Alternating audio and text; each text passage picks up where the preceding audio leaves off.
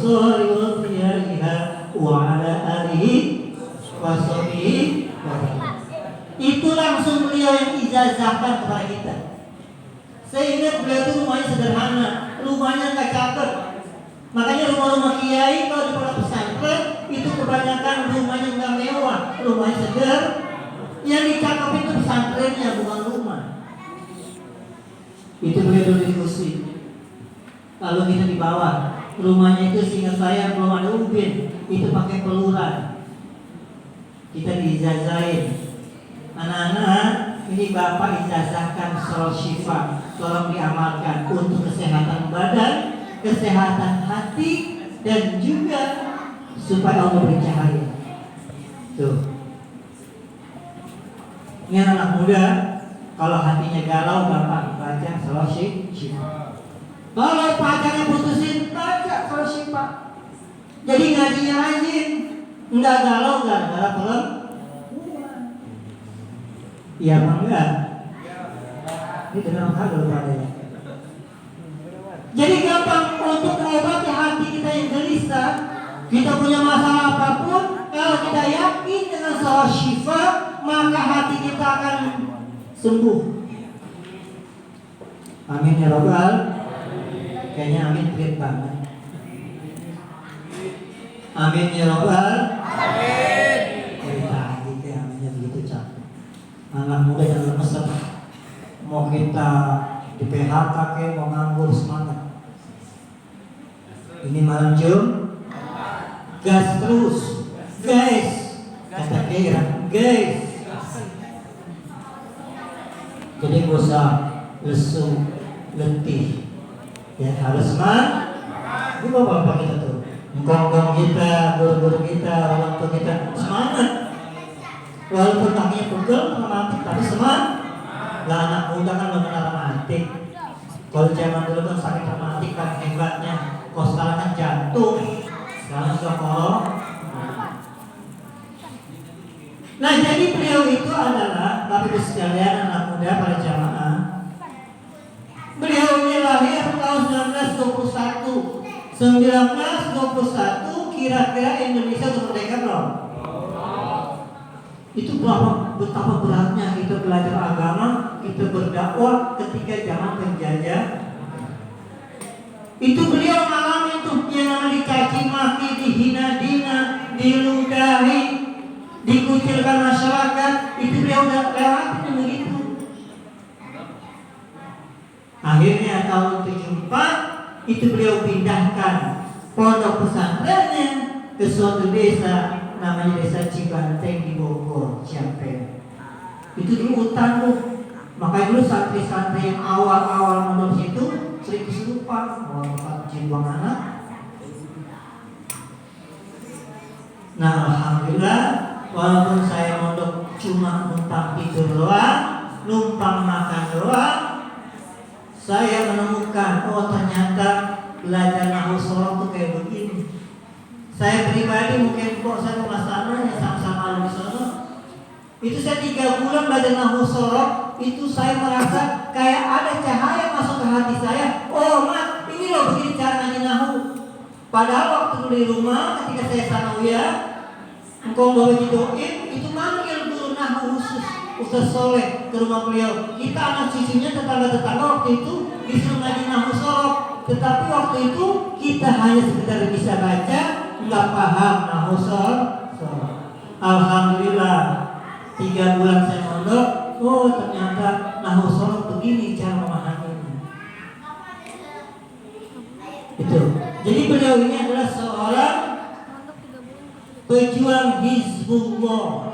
Beliau ini salah satu pejuang seperti kakek nenek kita dulu pernah berjuang membela bangsa Indonesia.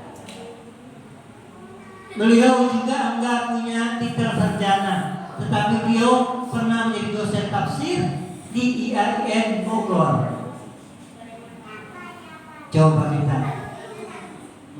Sekarang S1, S2, S-Dokter, kerja nggak diterima karena kita nggak punya keahlian. Tapi orang-orang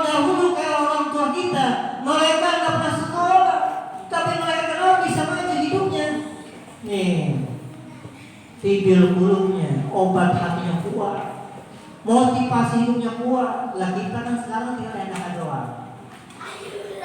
Coba saya mau tanya anak kecil nih, ini kalian sekolah di kayak di Jontong jalan kaki nggak sono? Sekolah jalan kaki nggak? Gua nih jalan kaki tuh dari sini ke Jontong ke sana Pulang jalan kaki, nggak punya sepeda, motor bolong, TV aja nggak punya. Kita dari Slengseng ke Pulang jalan kaki. Coba anak sekarang suruh sekolah ke Pulang jalan kaki, misalnya Depok tuh. Makanya anak sekarang udah enak, tapi sayangnya ketika hidupnya enak, mereka semangatnya menjadi anak-anak manja. Ketika manja, apa akhirnya? Dia akan berjaya kalau ada orang tuanya. Ketika orang tuanya nggak ada, dia tidak Jangan sampai kita seperti ini. Nah, kenapa kita haul memilih untuk beliau? Nih Bapak Ibu, ini Cang Haji dulu zaman saya diantarin beliau ke Bogor beliau motor Vespa tuh. Yang zaman dulu kan motor gak dipunya. Zaman dulu, zaman sekarang kan motor ganti-ganti orang. Itu Bapak Haji Doim pernah masuk ke kamar kayak istihari, diijazahkan. Salah satunya adalah Bismillahirrahmanirrahim. Itu Bismillah anak muda. Bismillah kalau kita yakin, kita baca setiap habis sholat, itu luar biasa manfaatnya. Nah zaman sekarang orang buka YouTube, buka Google, amalkan 1.000, 5.000, 7.000, bisa gila.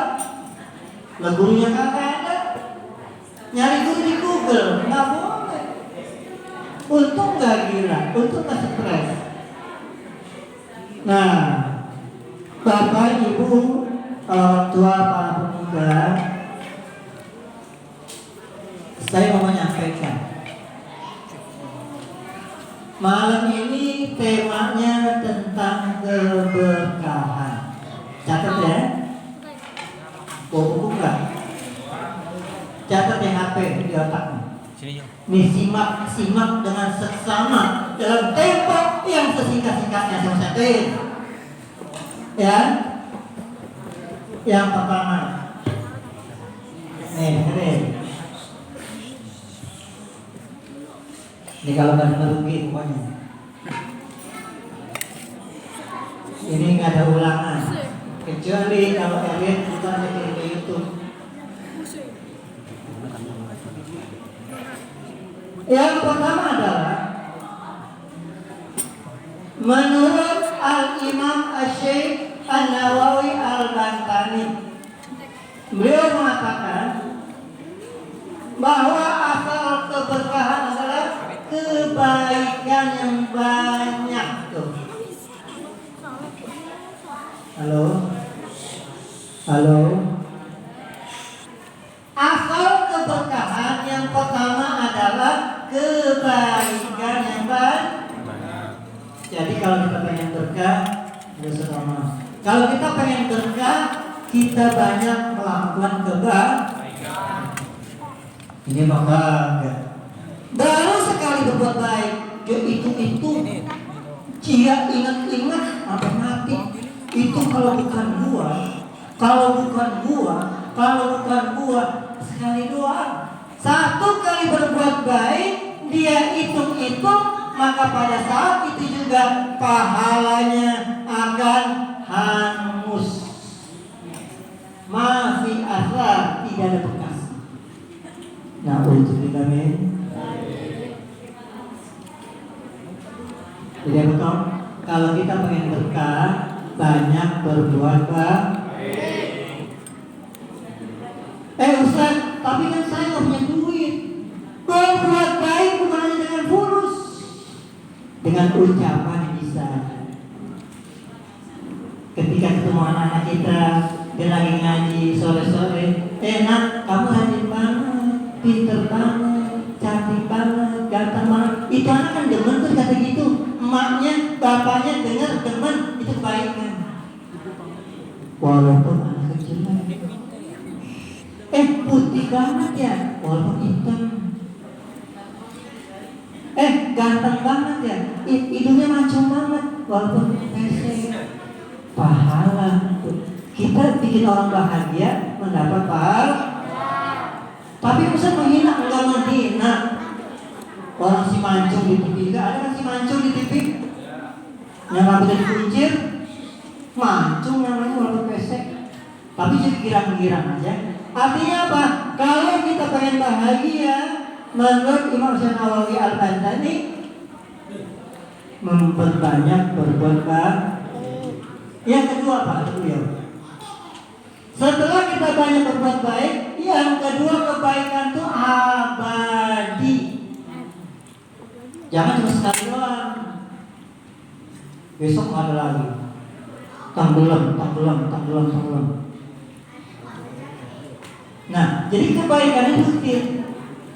Misalkan, contohnya misalnya, ini beliau setiap malam Jumat saya belum datang, termasuk pada udah duluan.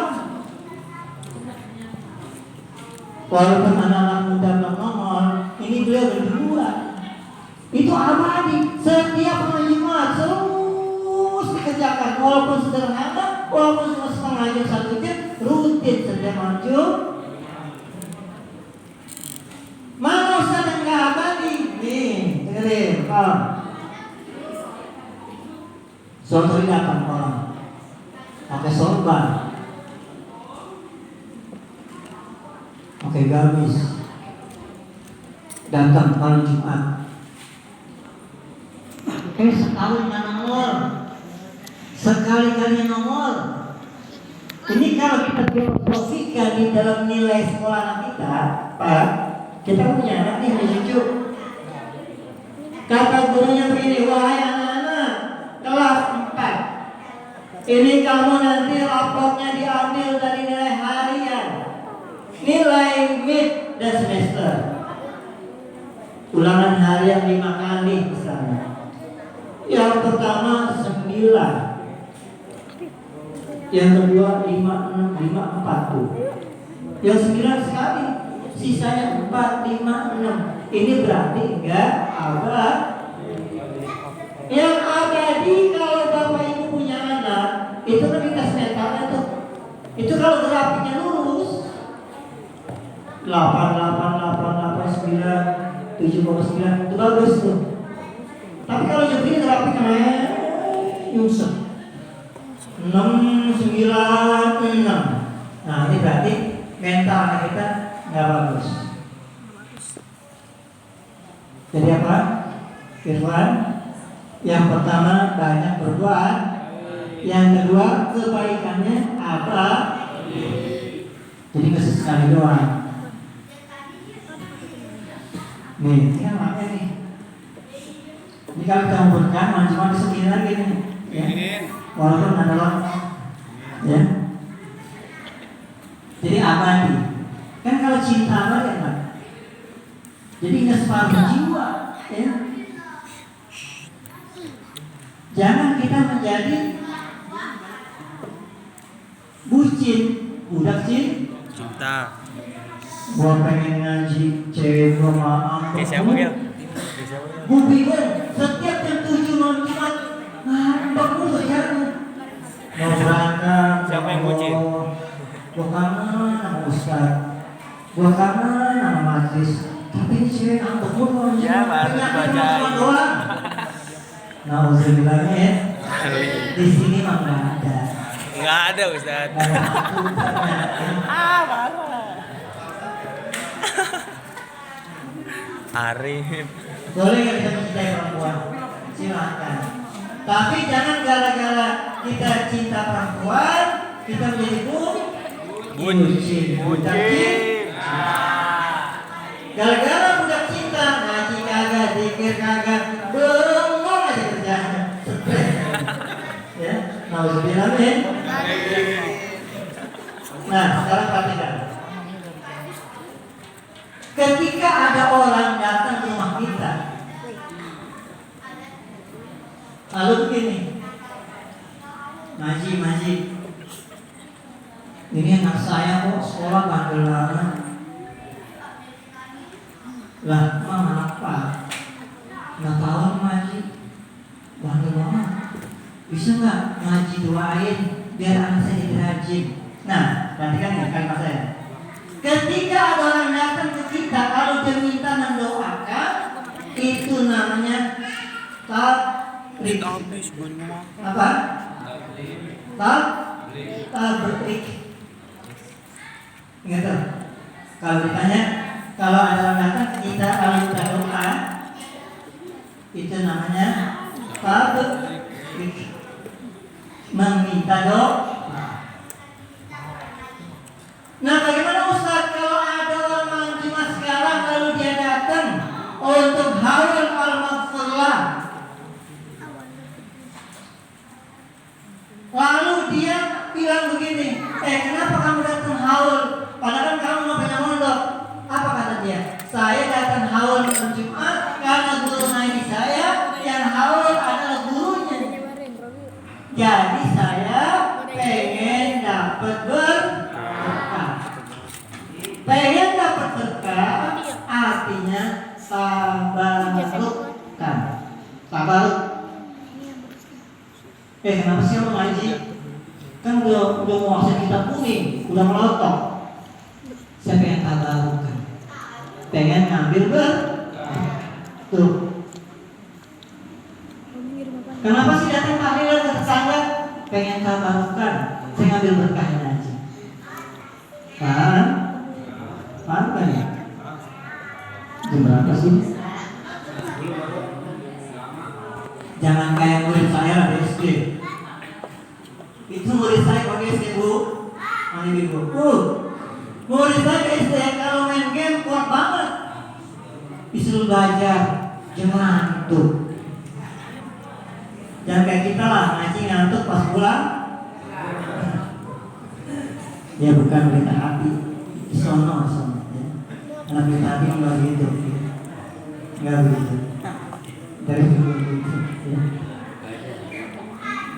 Ya semangat, ya semangat. Nah Bapak Ibu, sekarang saya pengen nyampein.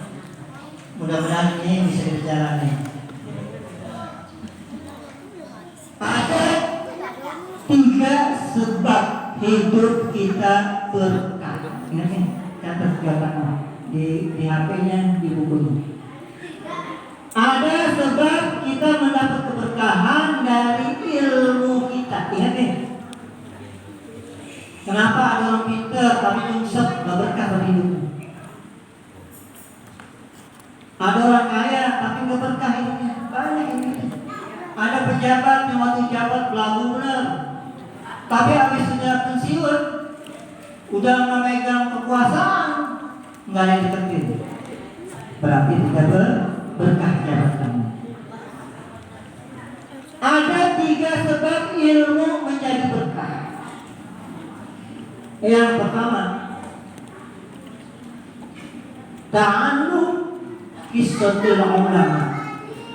Yang pertama, kalau pengen ilmu kita berkah, kita membaca sejarah para ulama. Kan kita punya HP nih.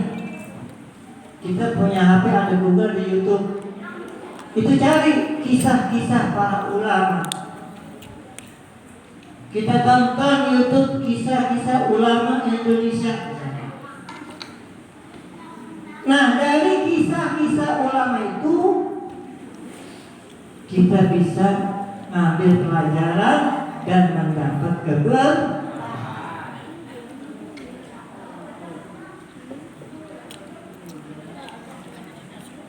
Pada zaman Khalifah Harun al-Rashid, kenal nggak Khalifah al-Rashid? Coba masuk sama zaman Bani apa? Ada yang tahu nggak? Khalifah Harun al-Rashid itu pada Bani Umayyah atau Abbasiyah? Apa? Nih, anak-anak, perhatikan. Halo. Nabi Allah. Yang pertama kan zaman Rasul. Yang kedua zaman sahabat. Nah, ketika zaman sahabat Abu Bakar, Umar, Utsman, Ali radhiyallahu anhu. Setelah itu zaman apa? Zaman Bani Umayyah. Setelah Bani Umayyah, zaman Bani Abbasi. Nah, dahulu ada seorang raja namanya Harun al-Rashid. Pada suatu hari begini. Kan kalau raja kan punya anak kata raja begini. Sini. Kamu berdua, tolong kamu berdua saya utus pergi ke rumah Imam Malik radhiyallahu anhu. Kalau bahasanya sebulan. Tolong kamu sekarang berdua pergi ke pesantren ke majlis Imam Malik radhiyallahu anhu. Untuk apa wahai raja? Datang ke beliau. Katakan sama Imam Malik, tolong Imam Malik jemput anak saya untuk belajar di tempatnya. Apa bu jawaban Imam Malik? Imam Malik menjawab, al-ilmu yu'ta wa la ya'ti. Ingat ini. Al-ilmu yu'ta wa la ya'ti. Ilmu itu didatangi, bukan mendatang. Kamu pulang, bilang sama raja kamu, kalau anaknya pengen mondok di sini, anaknya pengen belajar di majlis ini, suruh raja kamu datang kemari. Tuh Pak, ini penting nih buat anak kita. Jadi kalau ada anak cucu kita yang pengen ngaji, pengen pesantren, pengen sekolah, pengen ke dunia, itu bukan gurunya yang disuruh ke rumah dia, walaupun dia pejabat. Walaupun dia pejabat, walaupun dia orang kaya, tidak boleh datang seorang ustaz kiai, habaib untuk datang ke rumahnya menjemput anak. Tetapi raja itu disuruh datang ke pesan. Tuh. Pernah nggak ibu melakukan begini? Ustaz Rahman, ini saya datang ke rumah. Saya ada niat pengen cucu saya, anak saya ngaji di hati di MSQ. Saya titip anak saya, terserah selama mau jadi kayak apa, yang penting bisa baca Quran aja. Datang ke rumah guru. Itu benar. Jangan kita nyuruh ngaji anak cucu kita cuma taruh tuh. Itu orang tuanya nggak nongol. Zikir malam Jumat nggak nongol, ngaji mingguan nggak nongol. Pokoknya anak cucu saya taruh di situ, suruh ngaji. Salah. Jadi kita sebagai orang tua nitip ke guru itu menitipkan anak kita untuk dididik belajar agama. Ini kalau zaman sekarang kan begitu Pak. Anak pengen pintar ngaji, tetapi kakek neneknya atau orang tuanya hanya nyuruh ngaji ke tempat tertentu, dia nggak pernah ketemu gurunya. Ini salah menurut Imam Malik radhiyallahu. Makanya ngaji nggak dapat. Kenapa ngaji nggak dapat? Karena orang tuanya nggak pernah nitip kepada guru itu untuk mengajarkan anak cucunya atau anaknya belajar agama.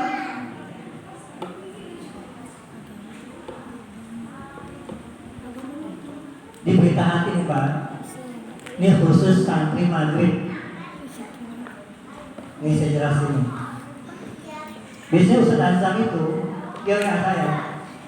Walaupun dia kewenangan saya, itu bahasa dia ke WA, Ustaz Rahman atau Ustaz, ada anak santri baru pengen ngaji.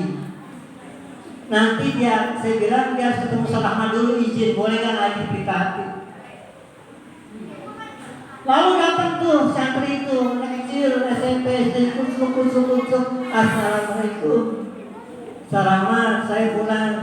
Pengen ngaji di Majelis Ustaz, boleh apa enggak? Ini benar anaknya, tetapi orang tuanya kemana? Mak bapaknya kemana? Kenapa mak bapaknya datang ke rumah Ustaz itu untuk menitip anaknya? Itu beda loh Pak, Bu. Kita datang ke rumah seorang guru, nitip anak kita untuk ngaji, dengan kita lepas begitu aja, hasilnya akan beda. Nanti akan kelihatan kalau anak itu sudah dewasa. Paham? Al-ilmu yukta wala ya'ti. Ilmu itu didatengin, bukan apa? Tapi kan Ustaz mau macam-macam dah. Ustaz tinggal ngomong, Ustaz butuh berapa duit, saya bayar.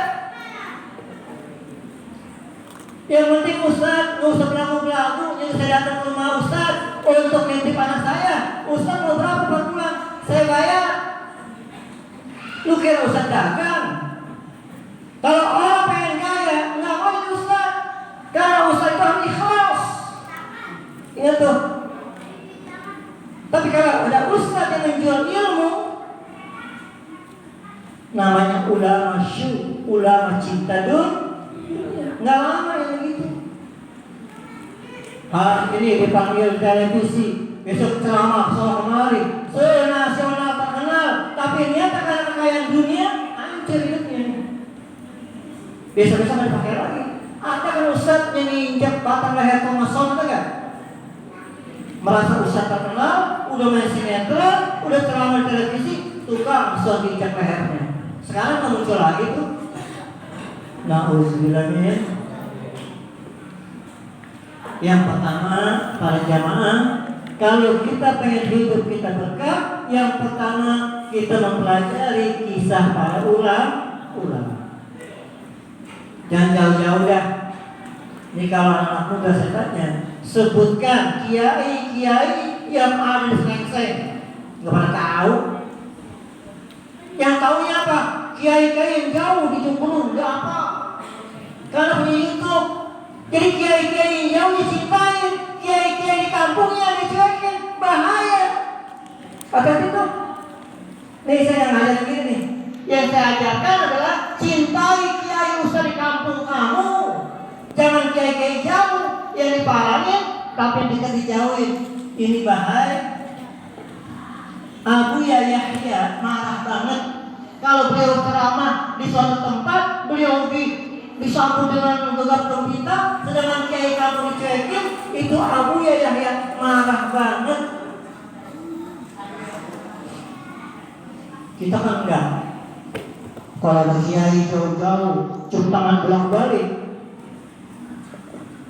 disambut dengan meriah. Tapi ada kiai kampung, ustaz kampung dicuekin, minggir ustaz, masya Allah. Padahal yang ngaji ustaz kampung itu, kiai kampung itu. Nggak bakal kita mampu belajar agama kalau nggak ada kiai atau ustaz di kampung ini. Ini anak muda, perhatikan. Kalau kita pengen berkah ilmu kita, walaupun bisa satu alif, yang pertama pelajarilah kisah para ulama. Nggak usah jauh-jauh, ulama di sekitar rumah kita dulu. Di Serengseng misalkan ulama kiai siapa aja. Kalau kita ngaji di musola tahun, tanya Ustaz Rahman atau Cang Haji, siapa kiai yang pernah ngajar di musola ini? Jangan-jangan kita tahu. Ketika musola ini jelek, ketika musola ini berbicara, ketika musola ini mewah kayak begini, siapa kiai-kiai yang pernah duduk di tempat yang duduk dulu? Tuh, ini kalau kita nggak tahu, berarti kita belum belajar sejarah ulama di Sreng. Saya ingat tuh Pak, zaman saya usia kayak gini nih, ngetok kaos biru dikit, kolasin. Ketika Kiai Syahari ngajar malam minggu dulu, saya usia kayak begitu tuh, saya di pojok loh, dulu nih pagarnya pagar botol, paling hebat dulu. Pagar botol, bisa ngaji ya. Saya pakai kain begini nih, kain sarung saya di pundak saya pakai kaos berkata pendek, saya ngintip dari jauh, kayak Syari ngajar, karena yang ngajar bapak-bapak semua. Ketika kiai ngajarin gimana caranya sholat yang benar, gerakan sholat, saya udah nangkep otak saya. Oh, ternyata sholat yang benar begitu. Nah, ketika bapak-bapak udah pada pulang, saya masuk ke dalam, saya minum air kiai Syari. Tuh, saya udah ingat tuh, saya begini. Emak saya nggak nyuruh, bapak saya nggak nyuruh, tapi hati saya pengen melihat orang ngaji, bapak-bapak. Saya pojokan melihatin. Ternyata kalau bahasa sekarang, saat itu saya lagi tabaruk, ngambil berkah, melihat bapak-bapak ngaji. Nah, para jangan berbahagia. Yang pertama, kita harus belajar sejarah para ulama. Nanti Ustaz pengen tanya nih malam Sabtu, kan ngaji kitab Ta'limul Muta'allim karang Syekh Az-Zarnuji. Ustaz mau tanya, Fulan, kamu udah berapa ulama yang kamu kuasai sejarah hidupnya? Terus saya tanya lagi, udah berapa artis yang lu tahu hidupnya? Ustaz, itu loh, kemarin ada artis yang punya anak bayi tabung, Saskia Sungkar, tahu itu hal artis.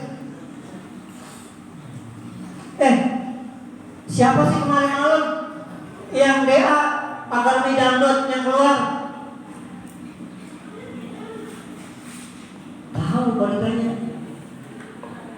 Siapa coba? Yang Kori, yang laki, yang gue tahu semua tahu. Artinya apa? Kita jangan gaptek banget. Saya Pak, yang masa nggak tahu, ya. Bos saya nggak tahu. Ketika saya kuliah, waktu itu saya pengen bikin skripsi, judulnya Eksistensi Wanita Malam Terhadap Kewajiban Rumah Tangga. Saya waktu itu judul skripsi saya Eksistensi Wanita Malam Terhadap Kewajiban Rumah Tangganya. Berarti kan saya harus mensurvei wanita-wanita yang kerja di diskot. Saya datang tuh Pak ke diskotik ngaji. Ada kali di diskotik saya datangin. Makanya kalau anak gabah cerita diskotik udah tahu. Body bawah nggak bisa. Karena kenapa? Saya pernah masuk ke diskotik. Bukan pengen joget, pengen mabuk, tapi saya pengen mensurvei wanita-wanita malam dikerja ngapain di diskotik. Pak, jam 12 malam polisi 3 mobil masuk. Untung gua nggak ditangkap. Ya. Masa yang tahu tuh, ya. Saya 10 teman masuk ke dalam. Ternyata apa itu? Saya merasa berat. Akhirnya judul skripsi saya ganti. Eksistensi wanita karir tuh, terhadap rumah tangga. Jadi wanita karir.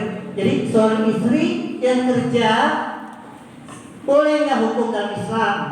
Ternyata ketika saya deskripsi ada hadis Nabi yang membolehkan seorang istri boleh kerja di luar rumah selama dapat izin dari suaminya.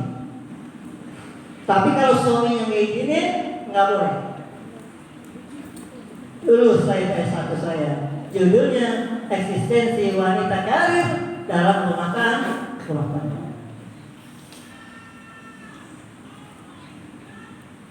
Nah, jadi anak muda, saya kan sering ngajarin, jangan kalau di tongkrongan merasa alim, lagi ngobrolin bola, dikit, Allah, ya nggak begini juga, ya, biasa aja.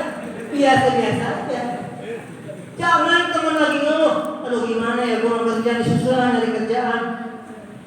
Apa kata dia? Makanya ngaji. Lah pusing orang. Biasa aja. Khairul umuri awsatuha. Sebaik-baiknya pekerjaan pertengahan. Itu yang pertama. Yang kedua, kalau kita pengen dapat berkah dari ilmu yang kita pelajari, catatnya. Yang kedua, mencatat penjelasan ilmu. Jadi kalau ngaji itu bawa tulisan, bawa pulpen di kantor, bawa pulpen sama kertas lembar minimal. Jadi kita kalau ngaji kemana-mana, kita lagi kerja di kantor, pengen hampir ke suatu masjid atau mushola atau istiqlal, kita datang ngeriung ngaji, di kantong kita ada pulpen, ada kertas lembar. Jangan ada otak kita. Kalau kita ngambil otak kita, kesandung lupa kita. Oh, kata kiai begini-begini, kesandung ya, apa tadi lupa. Sampai rumah, anak-anak nangis, lupa lagi. Dini minta duit, pusing, makin lupa, hilang tuh ilmu. Jadi yang kedua, kalau pengen ilmu kita berkah, bawa pulpen sama buku atau kertas. Malam Jumat nih, saya sekali kan sudah ngisi pengajian ceramah sama atau malam Rabu, bawa tulis. Nah kalau kita punya HP, di HP yang kita catat, nanti kita turunin di buku tulis kita. Punya buku khusus untuk ilmu kita sendiri. Apa hadisnya? Perhatikan. Qala Nabi sallallahu alaihi wasallam, qayyidul ilma bil kitab, ikatlah ilmu dengan tulisan. Ikatlah ilmu dengan menulis. Karena ilmu itu bagaikan binatang buruan. Kalau binatang buruan kita nggak ikat, kabur. Catat tuh. Nanti suatu hari ketika kita udah dewasa, kita buka buku-buku lama kita. Oh, tahun sekian malam ini di tempat ini saya pernah ngaji begini. Ketika ada anak-anak kita, anak-anak ini loh.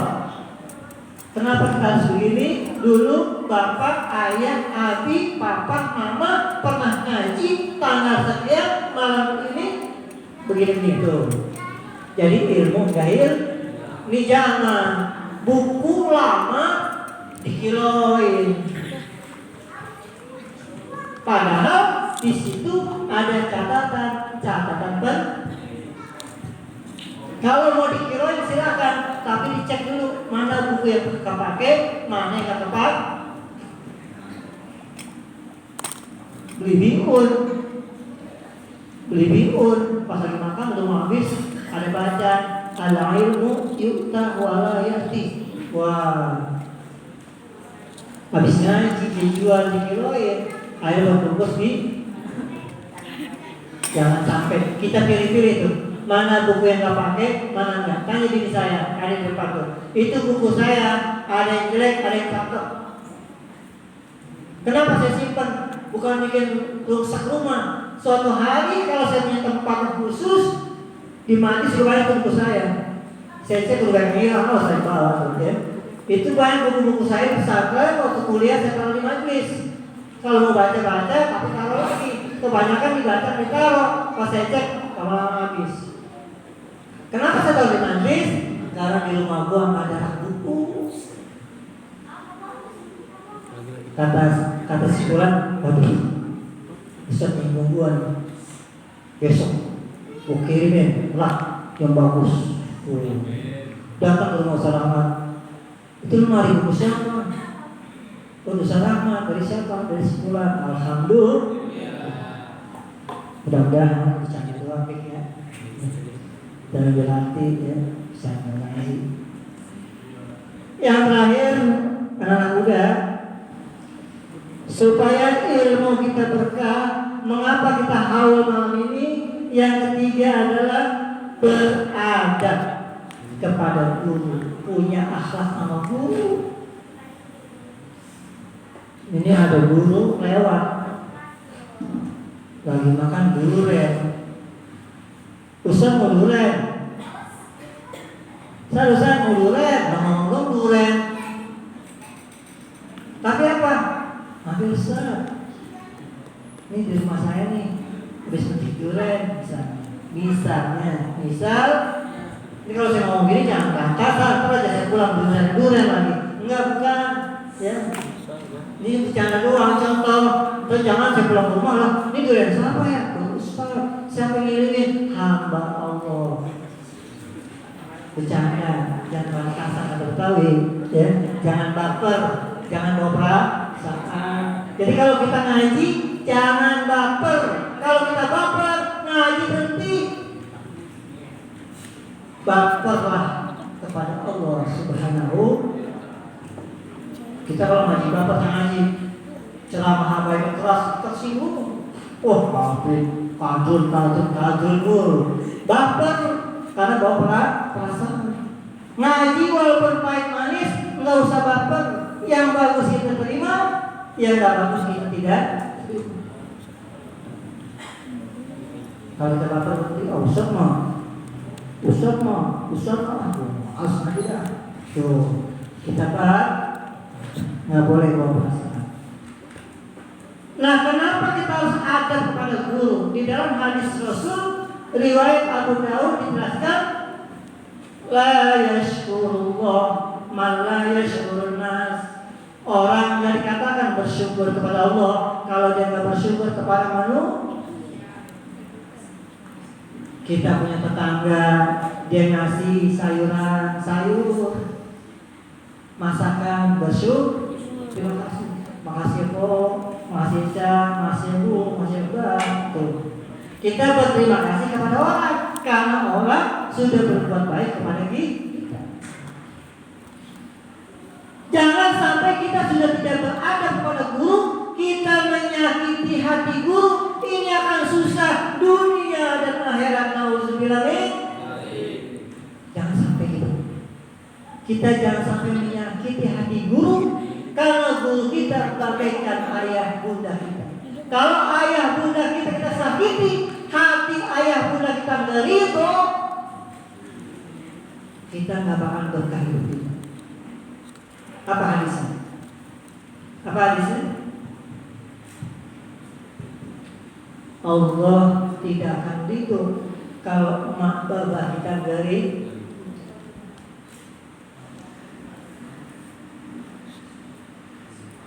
Sutullah isfil wali. Keriduan Allah tergantung keriduan ayah ibu kita. Kalau ayah ibu kita masih kita ridho, Allah akan ridho. Kita orang tua bagi nggak bisa nyakitin dulu. Ini Pak ada yang meninggal Pak, saya nggak bisa sebut namanya di Tangerang. Dia punya jabatan, mohon maaf nih, saya nggak sebut namanya, ini dua pelajaran doang. Tadi dia meninggal dunia di Tangerang, dibawa ke Jogja, Tangerang Jogja. Dia punya jabatan di Tangerang. Orang dekatnya cerita, ini bapak waktu masih hidup, dia bisa dengan istrinya. Rumahnya banyak, di Bogor ada, di Depok ada, Tangerang ada, banyak rumahnya, gede-gede. Tapi dia bisa sama istrinya. Istrinya dia meninggal nggak datang juga, mantan istrinya. Anaknya yang udah berumah tangga jauh dari ayahnya. Itu bapaknya sakit, anaknya nggak ngurusin. Padahal anaknya yang sudah berumah tangga dari kecil dididik oleh orang itu. Nah, harus bilangnya. Makanya Bapak Ibu sekalian para jamaah, jangan sampai anak cucu kita menyakiti gurunya di sekolah, jangan sampai menyakiti gurunya di pengajian. Kalau andai kata kita menyakiti hati guru kita, sama aja kita menyakiti hati orang tua kita. Enggak bakalan itu 3 hal para jamaah sekalian. Kalau kita pengen punya ilmu yang berkah, yang pertama mempelajari kisah para ulama, yang kedua mencatat penjelasan ilmu, yang ketiga beradab kepada guru. Jangan sampai kita menyakiti hati guru kita. Allahu a'lam bishawab. Semoga kehadiran kita malam ini, besok tanggal 14 September itu udah mulai berlaku PS. Saya nggak tahu, kita nggak tahu ya. Yang penting kita menjaga kesehatan kita. Kalau saya baca peraturan gubernur yang baru, di DMI, Dewan Masjid Indonesia, saya khususnya, masjid musola boleh mengadakan perkumpulan atau sholat Jumat kalau yang hadir orang sekitar. Di komplek ke, di perkampungan ke, kalau yang hadir orang komplek itu sendiri, orang kampung sendiri bolehkan. Yang penting kita jaga kesehatan, masker. Tapi kalau udah masjid umum, mengundang orang dari luar, itu yang tidak digo. Oleh karena jamaah sekalian, tetap kita mohon kepada Allah, juga tetap kita menjaga apa yang diperintahkan pemerintah daerah khususnya atau mungkin bangsa kita. Kalau kita keluar, kita pakai masker, jangan bercuci tangan dan sebagainya, dan kita bersandar kepada Allah. Mudah-mudahan kita dijauhkan dari penyakit dan kita selalu diberikan kemudahan dalam segala hajat-hajat kita. Ala hadhihi al-Fatihah. A'udzubillahi minasyaitonir rajim. Bismillahirrahmanirrahim. Alhamdulillahi rabbil alamin. Arrahmanir rahim. Maliki yaumiddin. Iyyaka na'budu wa iyyaka nasta'in. Ihdinas siratal mustaqim. Siratal ladzina an'amta 'alaihim ghairil maghdubi 'alaihim waladdallin. Ighfir lana wa liwalidayna. Astaghfirullahaladzim, astaghfirullahaladzim, astaghfirullahaladzim. Bismillahirrahmanirrahim. Alhamdulillahirabbil alamin. Hamdan syakirin, hamdan na'imin. Bi rahmatika ya arhamar rahim. Ya Allah ya Rahman ya Rahim. Ya Razzaq ya Fattah. Iftah lana abwaab as-sihat. Iftah lana abwaab al-afiyah. Iftah lana abwaab as-salamah fid din wad dunya wal akhirah. Iftah lana abwaab al-maghfirah. Iftah lana abwaab al-maghfirah. Iftah lana abwaab al-maghfirah. Iftah lana abwaab rizqi wal barakah. Bi rahmatika ya arhamar rahim. Ya Allah ya Tuhan kami, yang Maha Pengasih lagi Maha Penyayang, yang memberi rezeki dan pengampun. Ya Allah, berikanlah kami kesehatan, berikanlah kami keselamatan dalam hal agama, dunia dan akhirat. Ya Allah, ampunilah segala dosa-dosa kami, dosa-dosa di orang tua kami, guru-guru kami, dan para pemimpin kami. Ya Allah, ya Rahman ya Rahim, berikanlah kami rezeki dan barakah dengan rahmat-Mu, ya Arhamar Rahim. Rabbana hab lana min azwajina wa dhurriyyatina qurrata a'yun waj'alna lil muttaqina imama. Ya Allah, berikanlah kami istri dan anak-anak yang enak dipandang mata. Ya Allah, jadikanlah anak cucu keturunan kami sebagai pemimpin kaum muslimin. Bi rahmatika ya Arhamar Rahim. Rabb'ighfir lana wa liwalidayna warhamhuma kama rabbayana shighara. Ya Allah, ya Tuhan kami, ampunilah dosa-dosa kami, dosa-dosa ayah ibu kami. Ya Allah, sayangilah kedua orang tua kami, sayangilah ayah ibu kami, sebagaimana ayah ibu kami menyayangi kami ketika kami masih kecil. Dengan rahmat-Mu ya Arhamar Rahim. Rabbana atina fid dunya hasanah wa fil akhirati hasanah wa qina adzabannar. Ya Allah, ya Tuhan kami, berikanlah kami kebaikan dunia dan akhirat, dan jauhkanlah kami dari azab neraka dengan rahmat-Mu ya Arhamar Rahim. Subhana rabbika rabbil izzati amma yasifun, wassalamu alal mursalin, walhamdulillahi rabbil alamin. Bismillahirrahmanirrahim. Fatihah.